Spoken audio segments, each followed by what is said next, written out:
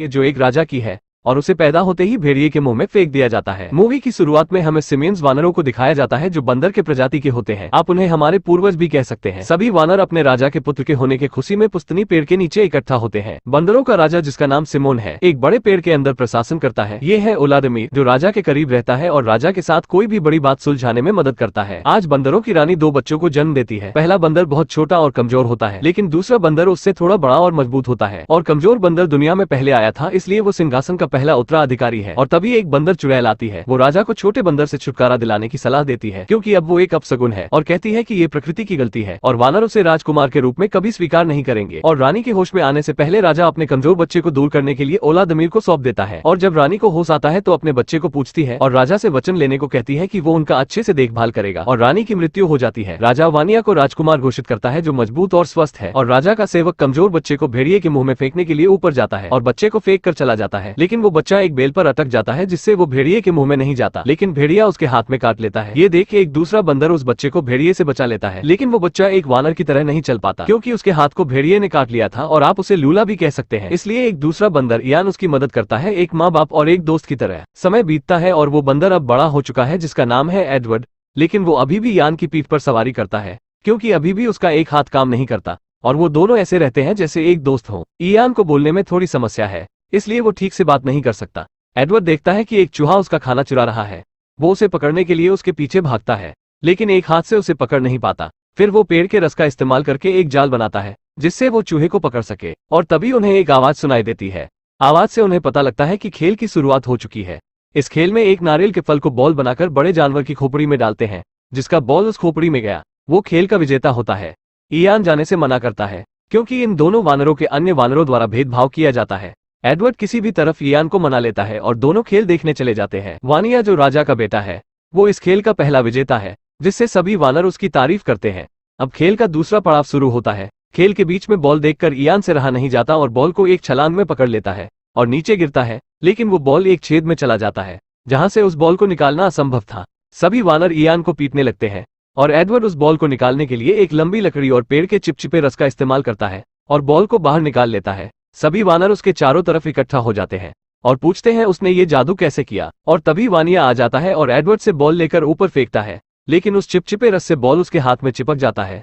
सभी वानर उसे निकालने की कोशिश करते हैं और झटके में नारियल निकलने से वो राजा के सर पर जा गिरता है। और जब ओलादमीर उसे खींचकर निकालता है तो राजा का बाल भी नारियल में चिपककर साफ हो जाता है। राजा इस अपराध करने वाले अपराधी को जानना चाहता है। इसी बीच डायन एडवर्ड को देखती है और ओलादमीर से पूछती है कि क्या उसने उसे राजा के कहने के अनुसार बच्चे को भेड़िए के मुंह में फेंक दिया था या नहीं। ओलादमीर कहता है, राजा के कहने के अनुसार उस बच्चे को मैंने भेड़िए के मुंह में फेंक दिया था, लेकिन डायन उसे धमकाते हुए उसकी सही पहचान पता करने के लिए भेजती है। लेकिन राजा का बेटा वानिया ये सब सुन लेता है और अपने पिता से किसी दूसरे वानर को सिंहासन लेने की बात करता है और राजा सिमोन इसके बारे में कुछ करने का वानिया से वचन लेते हैं। एडवर्ड और इयान कुछ बातें कर ही रहे होते हैं कि राजा के कहने के अनुसार 2 बंदर एडवर्ड के पास आते हैं और कहते हैं, राजा ने आपको बुलाया है। वहां पहुंचने के बाद पता चलता है राजा की उपस्थिति में एडवर्ड को जादू करने के अभ्यास में आरोप लगाया जाता है। एडवर्ड उन्हें समझाता है कि ये कोई जादू नहीं है, बल्कि कुछ तरकीबें हैं जो उसने खोजा है। और एडवर्ड उस गलती का समाधान देने के लिए एक पत्तों का ताज बनाता है, जिससे राजा सिमोन का टकला भी ढक जाता है और सिमोन को राजा होने का पहचान भी मिल जाता है। फिर पत्तों में साफ पानी इकट्ठा करके आईना बनाता है। राजा पहली बार अपना चेहरा देखकर बहुत खुश होता है। उसके बाद वो राजा के लिए एक झूला बनाता है और वो कुछ बातें कर ही रहे होते हैं कि कुछ कीड़ों उन पर हमला कर देते हैं। ये सब उस डायन का किया होता है और राजा झूले से नीचे गिर जाते हैं और एडवर्ड पर डायन राजा के हत्या करने का आरोप लगाती है। और राजा का बेटा वानिया इसी का फायदा उठाते हुए एडवर्ड को उस बड़े पेड़ से नीचे फेंक देता है। और राजा सिमोन को होश आता है तो पूछते हैं, एडवर्ड को नीचे किसने फेंका। वानिया कहता है, उसे मैंने नीचे फेंका क्योंकि उसने आपको मारने की कोशिश की। राजा सिमोन कहते हैं, उसने मुझे कोई हानि नहीं पहुंचाई और तुमने एक वानर की हत्या की है। एडवर्ड को होश आता है तो देखता है वो पेड़ से नीचे गिरा हुआ है और इयान एक लता से लटक कर उसकी तरफ हाथ बढ़ाता है, लेकिन एडवर्ड उस तक पहुंच नहीं पाता। वो इयान को छोड़कर रेगिस्तान की ओर बढ़ता है। आगे जाने पर वो 2 बड़े शुतुरमुर्ग को देखता है और एक शुतुरमुर्ग के मुंह में अंगूर का गुच्छा होता है।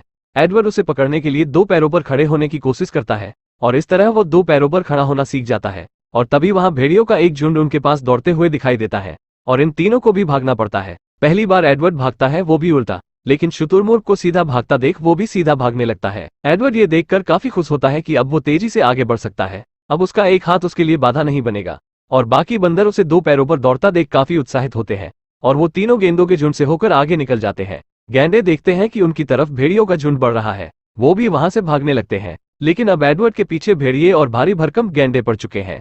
एडवर्ड रास्ते के अंत तक पहुंच चुका है और वो वहां से नहीं हटा तो कुचला जाएगा। ये सब देखे एक बाप से रहा नहीं जाता और राजा सिमोन उन गैंडों के आगे आकर उन्हें रोकने की कोशिश करते हैं, लेकिन वो देखते हैं कि एडवर्ड कुचलने वाला है। वो जल्दी से अपने बेटे के आगे आ जाते हैं, जिससे एडवर्ड तो बच जाता है, लेकिन राजा सिमोन बुरी तरह घायल हो जाते हैं। राजा सिमोन मरने से पहले एडवर्ड से कहते हैं कि मैं तुम्हारा पिता हूँ और तुम्हारी माँ को आखिरी वचन दिया था कि मैं अपने बच्चों का ख्याल रखूंगा। वानिया अपने पिता का शरीर ले जाता है और एडवर्ड से कहता है कि उसे अपना भाई समझने का सोचना भी मत। वानिया को राजा का ताज पहनाया जाता है। वानिया ओलादमीर को गुस्से में बर्खास्त कर देता है। सर्गेई ओलादमीर की जगह लेता है और ओलादमीर को वानरों के झुंड और प्रजा से बाहर कर दिया जाता है। और तभी एक तेज का भवंडर आता है जिसकी चपेट में एडवर्ड भी आ जाता है, लेकिन उसमें लूसी नाम की बंदरिया मिलती है। एडवर्ड को उसे देखते ही प्यार हो जाता है। वो दोनों अच्छे दोस्त बन जाते हैं और एडवर्ड उसे 2 पैरों पर खड़ा होना और चलना सिखाता है। और वहीं दोनों को ज्वालामुखी से आग के बारे में पता चलता है। एडवर्ड उत्साहित होकर आग के एक टुकड़े को सभी बंदरों को दिखाता है, लेकिन सारे बंदर उसे मारने लगते हैं। एडवर्ड और लूसी वहां से चले जाते हैं, जहां वह एक भेड़िया को गुफा से आग की मदद से भगा देते हैं और दोनों उसी गुफा में रहने लगते हैं।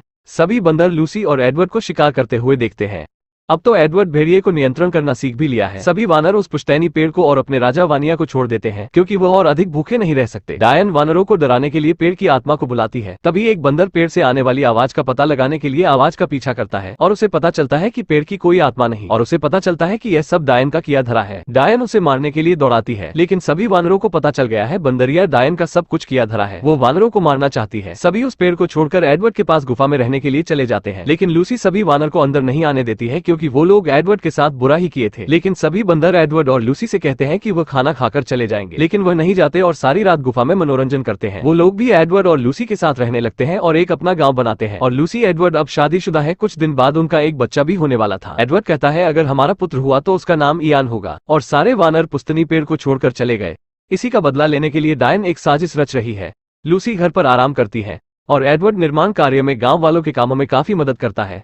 और सभी वानर एडवर्ड की तरह 2 पैरों पर काम करते हैं। वो अब अपने भोजन के लिए शिकार कर सकते हैं और डिएगो अच्छी चित्र बना सकता है। लेकिन तभी टिड्डियों का झुंड उस गांव वालों पर हमला कर देता है और वो सभी चीजों को नष्ट कर देता है। सर्गेई और बाकी वानर जानते हैं कि ये उस डायन का काम है, इसलिए वो सभी मिलकर उस पेड़ के पास जाते हैं। सभी वानरों के पेड़ तक पहुंचने से पहले लूसी एडवर्ड से वानिया को बचाने के लिए कहती है। एडवर्ड पेड़ के नीचे जाकर वानिया को आवाज लगाता है, लेकिन उसे कोई जवाब नहीं मिलता। सभी वानरों के पहुंचने के बाद वानिया बाहर निकलता है। सभी वानर उसे कहते हैं कि अगर वो पेड़ को उनके हवाले कर देता है तो उसे जाने देंगे, लेकिन उल्टा वानिया वानरों से वादा करता है वो उन्हें जीवित छोड़ देगा अगर वो यहाँ से चले जाते हैं तो। गिजेला वानिया का बचाव करने की कोशिश करती है, जो वानिया की पत्नी है, और सर्गेई वानिया पर हमला करने की अनुमति देता है।